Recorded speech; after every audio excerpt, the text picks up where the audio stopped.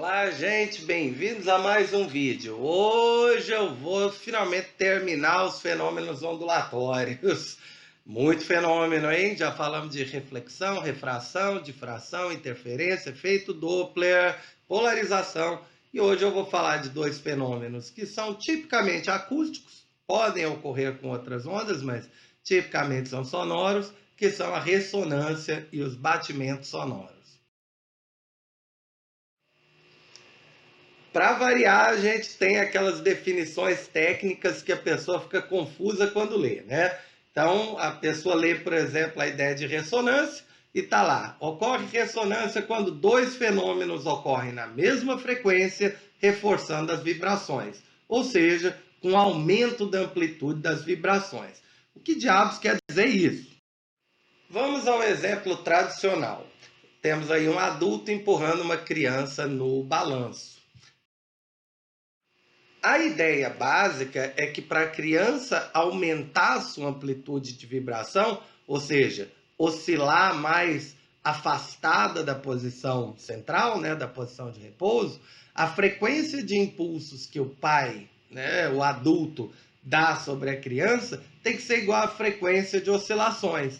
Tradução: a cada oscilação, ou seja, a cada ida e volta que a criança dá no balanço, o pai dá um empurrão. Então você tem para cada empurrão uma oscilação. Isso é um exemplo de ressonância. A frequência de impulsos e a frequência de oscilações está igual. E aí a consequência é a criança se afastar da posição de repouso cada vez mais, ou seja, ganhar amplitude no movimento. Quando não tem ninguém para te empurrar no balanço, você produz também a ressonância, só que usando, por exemplo, o movimento do próprio corpo.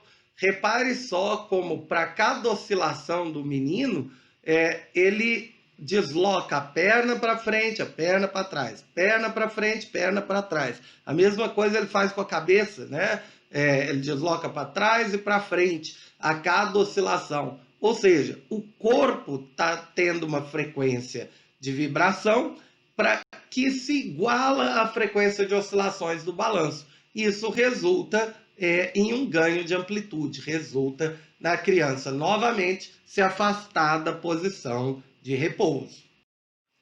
Outro exemplo, agora acústico, bem típico da ressonância, é a ideia de alguém cantar e conseguir quebrar uma taça por conta disso.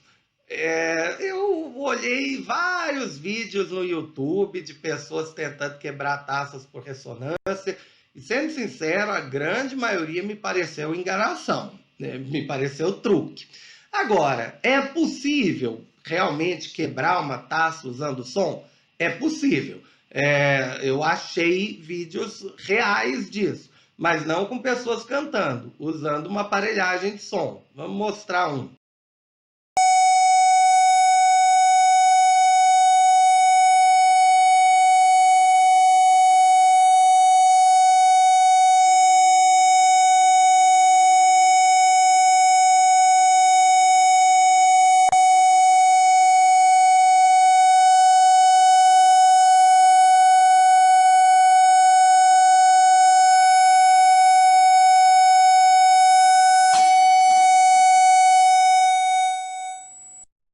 Como deu para ver aí no vídeo anterior, barulhinho irritante, né, gente? Tem uma frequência fixa, que é o que a gente chama a frequência natural de vibração do copo. Ou seja, o copo tende a vibrar bastante naquela frequência. Essa frequência, esse som, estimulando sistematicamente o copo, vai aumentando a amplitude de vibração das bordas do copo até que ele racha. Esse é um exemplo de ressonância. Tem um exemplo mais dramático ainda do que esse. O exemplo é uma ponte que em 1940 desabou cerca de 2 ou 3 meses depois de ter sido construído, só pela ação do vento que produziu ressonância na estrutura da ponte. É a ponte de Tacoma. Tem diversos vídeos sobre isso no YouTube e a explicação é um pouco mais complexa do que simplesmente a ressonância entre o vento soprar e a ponte oscilar. Mas de forma rápida, foi o que aconteceu. O vento soprou de forma rítmica, ou seja, né, com uma frequência mais ou menos constante, que se aproximou o suficiente da frequência natural de oscilação da ponte. O vento funcionando como o pai que empurra o balanço e a ponte funcionando como o balanço em si. Isso ocorreu durante algumas horas até que a ponte veio a desabar. Vou passar o vídeo aqui rapidinho.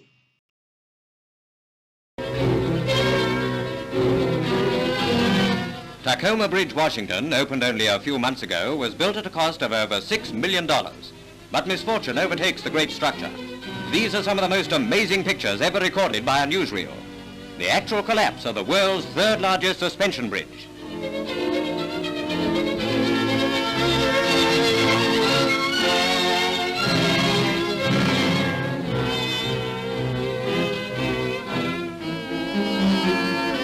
Only a 35-mile-an-hour wind is blowing, but this apparently sets up a rhythmic swinging of the bridge, which increases with each swing.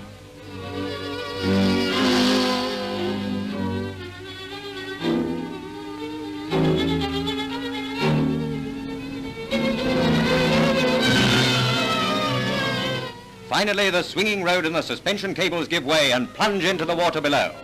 Fortunately, the only casualties were a car stalled on the bridge and a dog.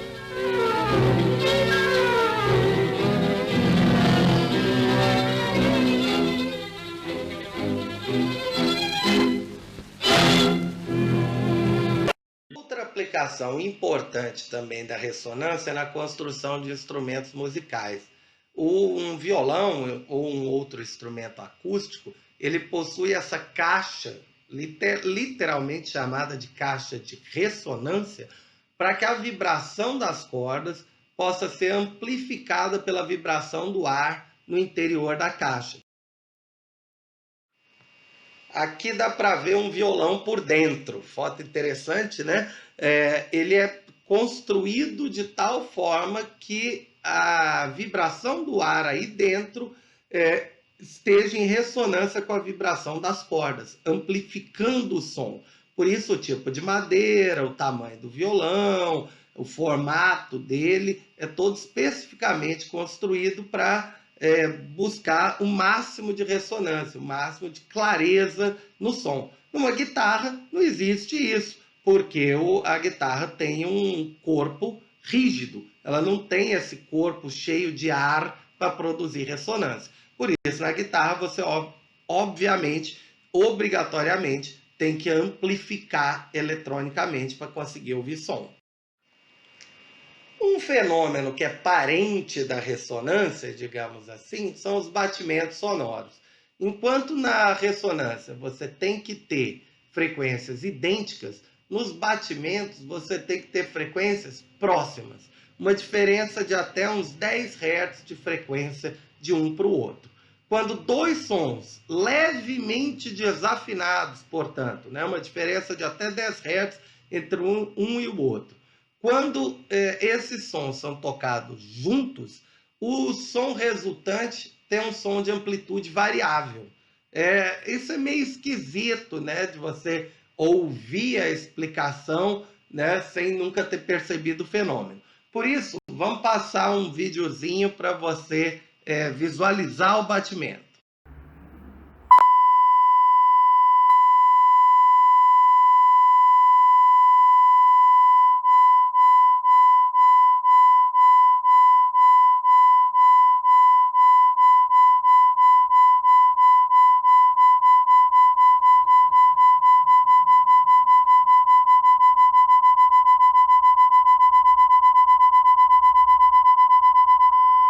O vídeo deixou mais claro o que acontece. Aqui a gente tem uma representação gráfica. Você tem duas ondas de frequências levemente diferentes.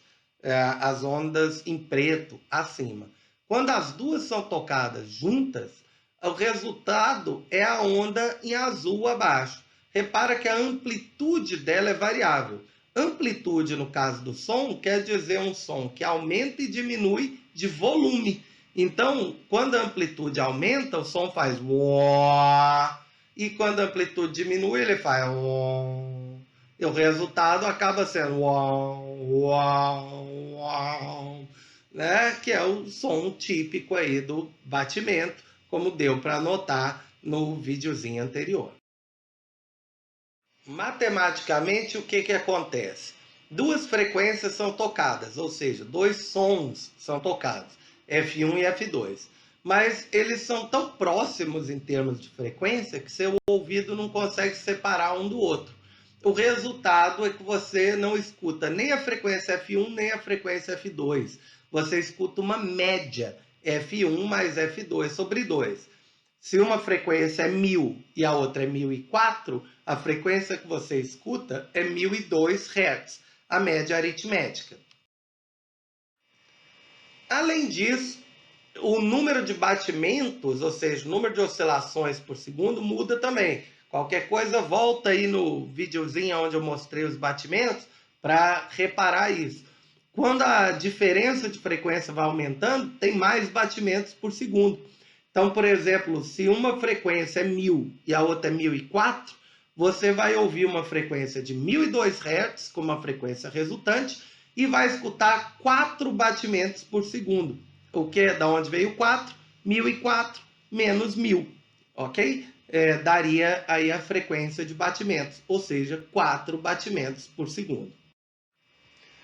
É isso aí, gente. Terminamos os fenômenos ondulatórios. Assiste aí agora a próxima aula, onde eu vou resolver alguns exercícios da lista. E grande abraço!